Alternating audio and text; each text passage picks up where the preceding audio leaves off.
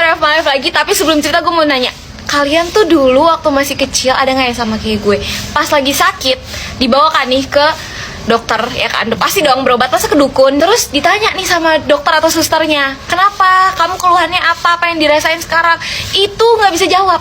Seketika mulut terkunci rapat, lidah tidak bisa bergoyang. Ya bergoyang gak tuh? Gua selalu kayak gitu. Tiap kali ditanya, pala gua auto nengok ke emak gue atau bapak gue yang lagi nganterin gue, kayak menunggu mereka yang menjelaskan kepada dokternya. Padahal kan yang ngerasain gue, yang merasakan semuanya, yang ngerasain sakit, yang udah tahu sakitnya tuh dari kapan, itu gue.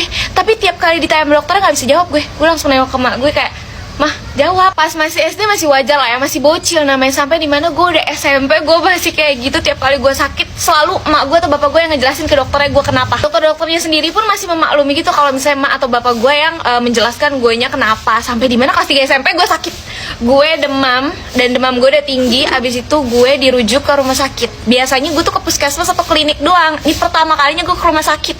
Udah gitu ngambil nomor antrian dong. Gue ngantri, gue duduk nih, bapak gue lagi izin kerja atau bagaimana gue nggak tahu, pokoknya lagi teleponan di agak jauh ke sana karena emang itu kondisinya rumah sakitnya lumayan rame dan di dalam tuh udah tinggal satu orang. Dan abis itu bapak gue belum dateng, gue mau nyari takut nyasar, dan di situ gue nggak bawa HP, udah paket lengkap, gue deg-degan setengah mampus. Bener aja sesuai dugaan, nomor gue dipanggil, nggak mungkin dong gue diem dong karang bego di situ. Ya udah akhirnya gue masuk, bapak gue belum dateng, nggak tahu di mana. Pas masuk gue ditanya nama, umur gitu-gitu. Terus habis itu gue bilang dengan memberanikan diri, gue bilang, dok boleh ditunggu sebentar nggak apa-apa, saya lagi di luar lagi telepon. Terus lo tau jawaban tuh dokter apa yang bikin gue kena mental? Loh ini yang sakit kamu atau papa kamu? Kamu kan? Yaudah kenapa harus nungguin papa kamu? Anjir, lo bayangin gue dijawab kayak gitu, gue langsung kayak mau nangis, kayak berasa di ospek gue. Terus gue tidak bisa berkata apapun. Ya udah, akhirnya dilanjutkan dengan sesi pertanyaan tanya jawab dengan gue yang menjawab dengan gemetar. Bapak gue baru masuk ke ruangan setelah sudah selesai, setelah gue dikasih resep untuk nebus obat. Tapi setelah kejadian itu gue akhirnya menjadi sadar gitu, kayak